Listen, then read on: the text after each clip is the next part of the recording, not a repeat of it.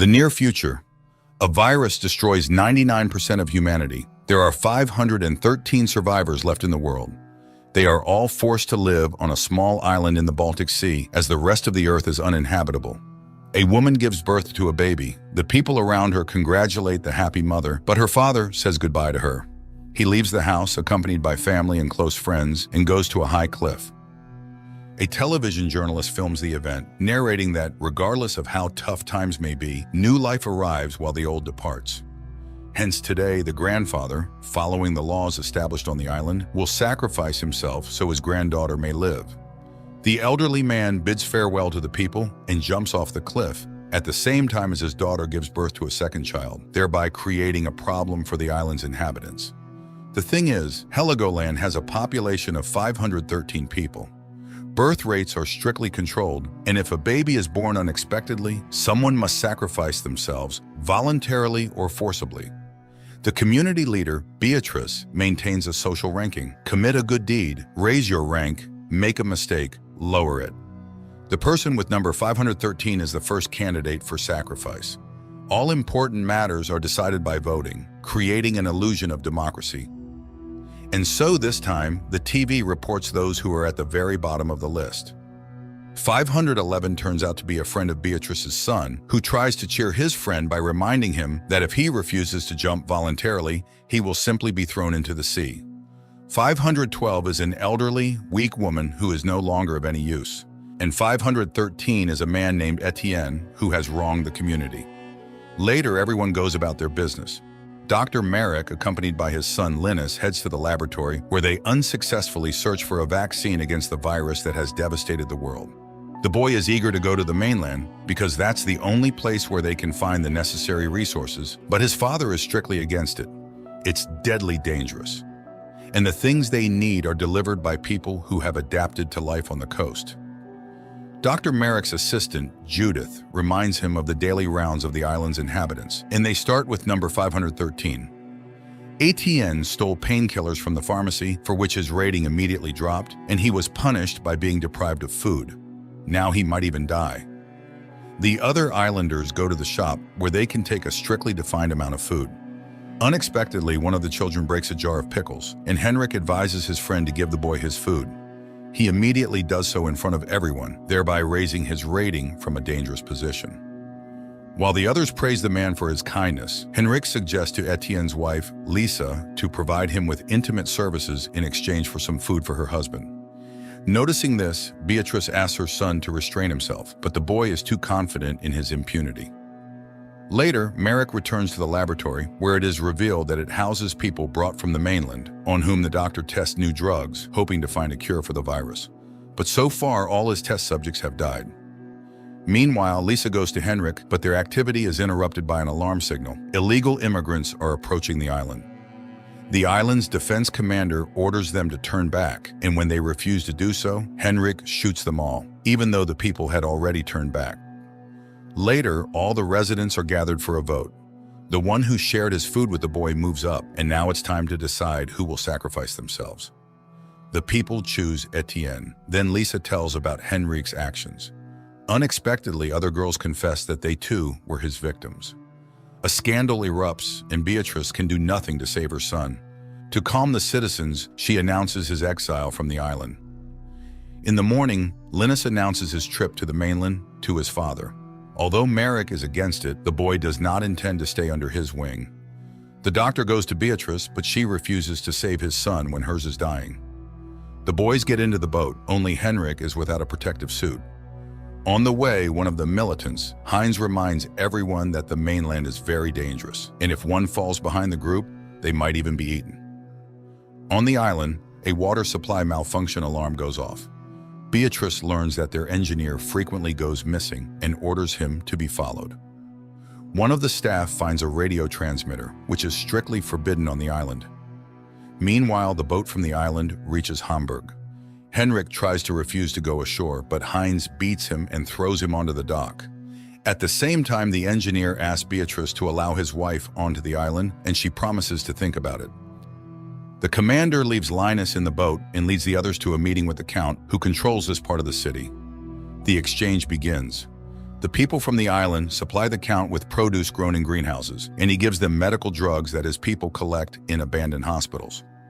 At the same time, Linus disobeys orders and goes ashore, where he meets a guy who offers to supply him with medicines found in a ship's laboratory. Linus agrees to go with him, unaware that his squad is already returning to the boat. The guys enter the dock, where Linus is handed a whole box of flu vaccine, but in return the people demand passage to the island. Linus tries to convince them that he's not the one who makes such decisions and offers to give him the medicines in exchange for lobbying for them. At this time, his group is attacked by slum dwellers and Heinz's mask is torn off, but his friends come to the rescue and fend them off. They make it to the boat, but realizing that Linus is not on board, decide to leave without him. Linus sees this and runs after them. He manages to jump onto the boat, but his protective suit tears, and the guy who gave him the medicines, who was running after him, is killed. Upon returning to the island, both the injured are taken to quarantine, but Linus manages to hide the bottle obtained on the mainland.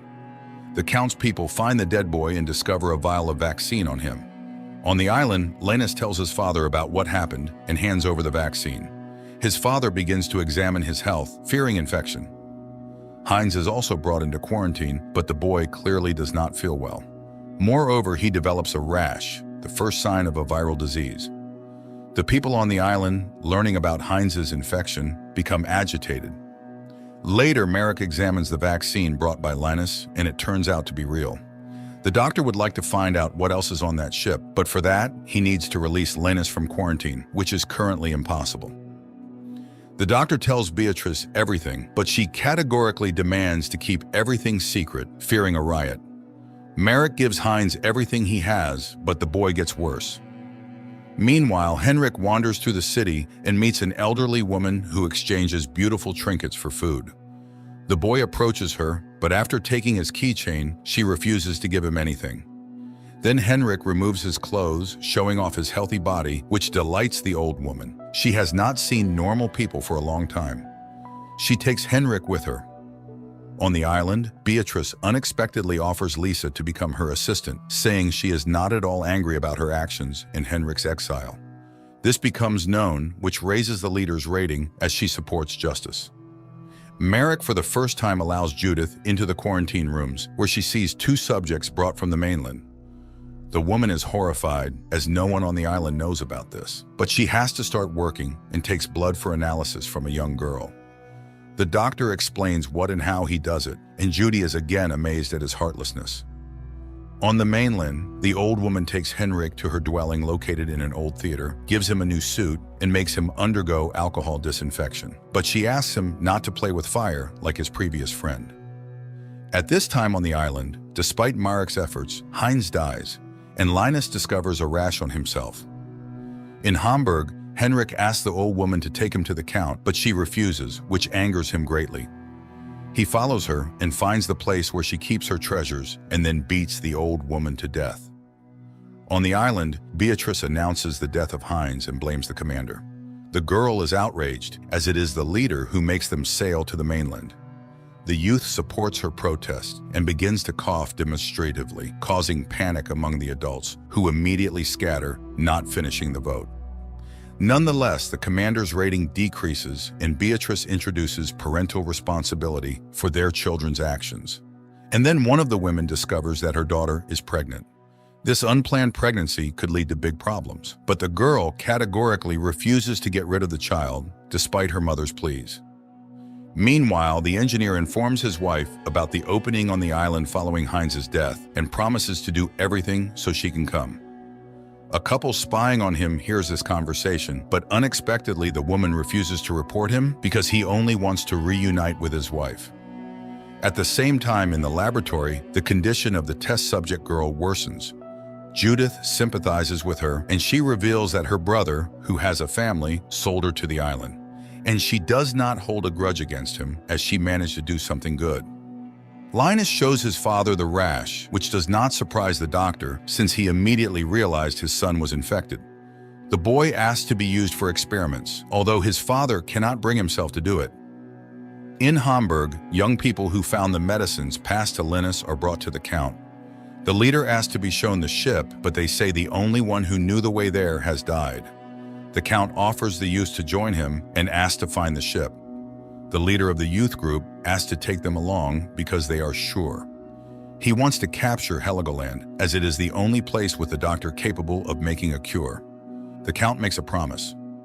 Merrick begins to study his son, who asks him to promise that he will find that ship with the laboratory. Later, the doctor goes to the former commander and asks for her help to get to the mainland. She promises to do this if he can release her from the cage where she was unjustly locked up. On the mainland, Henrik falls into an ambush by a group that feeds on humans. He confesses who he is and asks to be handed over to the Count. The cannibals take him to the Count's dwelling, and he agrees to exchange the boy for antibiotics, hoping to get a ransom from Beatrice. Meanwhile, the engineer contacts his wife, informs her about the interview tomorrow, and asks her to prepare well. The Count informs Henrik that he knows about his exile. Then the boy offers to show him the island's defense weaknesses to capture it. Later, the engineer's wife arrives at the designated place and passes the first round for the position of pharmacist. And Merrick notes a deterioration in Linus's health. The next day, the two women who performed the best in the testing must prove to the islanders that one of them deserves the doctor's position. One of them is the engineer's wife, a practicing pharmacist, and the other, named Daniela, calls herself a surgeon. At the same time on the island, Etienne finds a bottle of schnapps in the desk and gives it to the windmill mechanic. Meanwhile, the commission, consisting of the island's leadership, conducts the final testing. Daniela answers all the questions correctly, but the pharmacist also demonstrates good knowledge. Then Beatrice proposes a vote, and with Merrick's final decisive vote, the commission chooses Daniela, causing the engineer to have a nervous breakdown. He attacks Merrick, but Beatrice shortens him, as no one had promised him anything specific. Later, Daniela arrives on the island, and after the welcoming party leaves the dock, people from the cannibal gang who arrived on the island illegally are found on the boat. The engineer contacts his wife, but she advises him to forget her and move on. And they show Daniela her new home. At night, unable to resist the temptation, the windmill mechanic drinks the found schnapps and doesn't see the engineer climb the windmill and break one of its blades. In the morning, seeing the recording of the incident, the drunk man climbs up, falls, and hangs high above the ground, his broken leg caught on the ladder. The ambulance takes the injured man, brings him to Merrick, who decides to amputate the leg and asks to call Daniela, but the woman acts strangely, as if she doesn't know what to do. Merrick and Judith conduct the surgery, after which the doctor questions the new surgeon, and she suddenly confesses that she was a Pilates trainer, so she knows the body's structure. She just memorized a surgery book because she needed to get to the island. By the Count's order, she will guard him because soon everything here will change. But then it turns out that Judith heard their conversation. Moreover, she has long known about the doctor's violations that he committed for his son, and now she intends to report everything to Beatrice. But Daniela attacks the doctor's assistant and kills her. Later, together with Daniela, they throw Judith's body into the sea. That evening, Liza tries to convince Beatrice to soften the new law that makes parents responsible for their children, as people don't like it, but the boss quickly puts the assistant in her place. Everything will be as she decides, and she inquires about Judith's whereabouts, but no one has seen the woman. Then Beatrice calls Merrick, but he also says he doesn't know where his assistant is. In the evening, the island police arrest the engineer. Linus's condition worsens, and Merrick resuscitates him, performing intubation. However, the boy is very weak, and the father cries over his body. However, he is called to a girl who has lost her child, and it becomes clear that her mother and the island's healer, Laura, are involved. At this time, Beatrice visits the mechanic who lost his leg and tries to find out if Judith was at his surgery, but the man remembers nothing but pain. Beatrice accuses him of drunkenness and promises to expel him from the island, then inspects the clinic room and finds a knocked-out tooth behind the baseboard. After that, she comes to Merrick and accuses him of murdering Judith.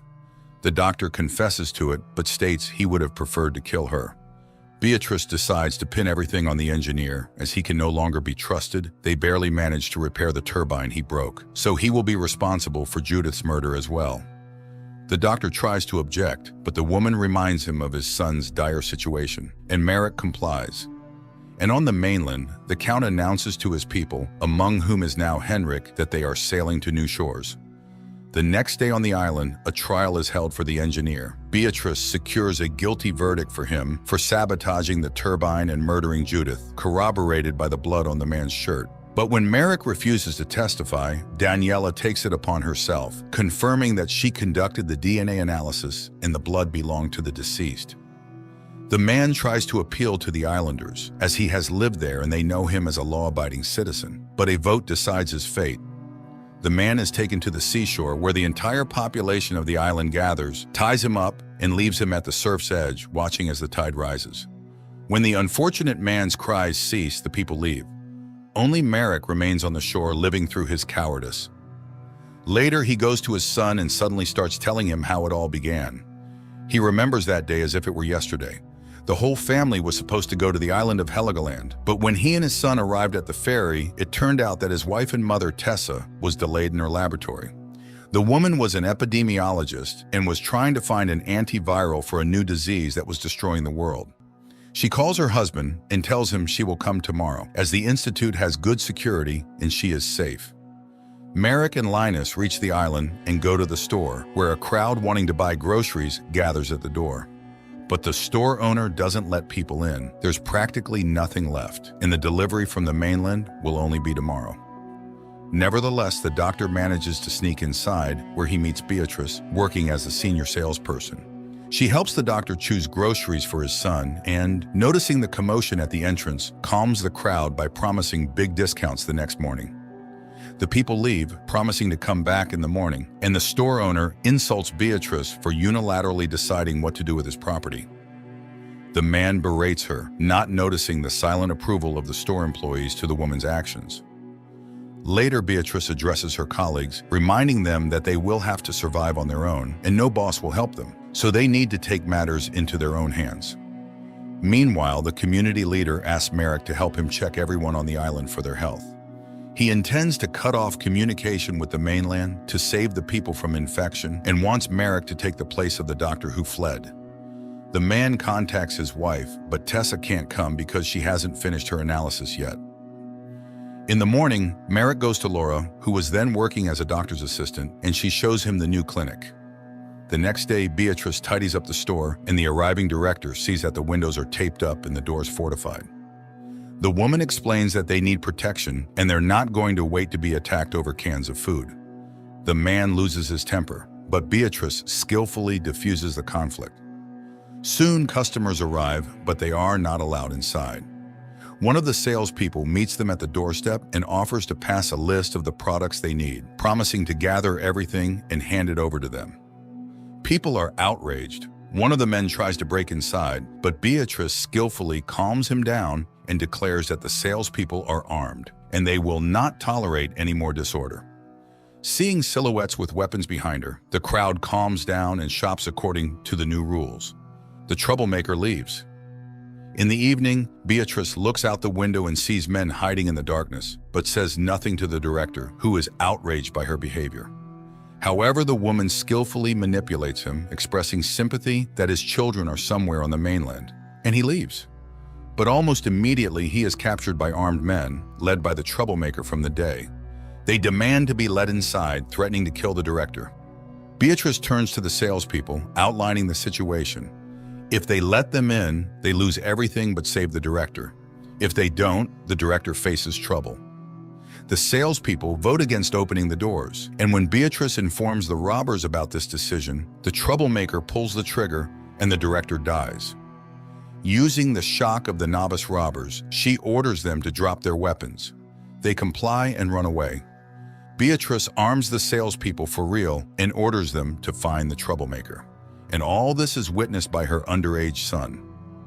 The next day, Beatrice goes to the main island police officer and invites him to organize self-defense. He refuses, and then Beatrice shows him the bound troublemaker lying in her trunk. This is the disorder waiting for the island if they don't take power into their own hands. Later, Merrick comes to Beatrice as she has gathered medicines in the store because the pharmacy has been robbed several times, and she confidently promises him protection. Worried, the doctor turns to the community leader, concerned about Beatrice's overly militant behavior, and he gathers people for a meeting, but Beatrice mocks his intentions to manage without violence. She orders the director's killer to be brought in and tells about his crime. The woman skillfully manipulates opinion and heats the crowd to the point that men attack the killer and brutally beat him. The police take Beatrice's side. She asks for a vote for his execution, and people unanimously support her. The man is dragged to the surf, and as he drowns in the tide, Beatrice delivers a speech about how they need to build a new world to survive. They will become good later.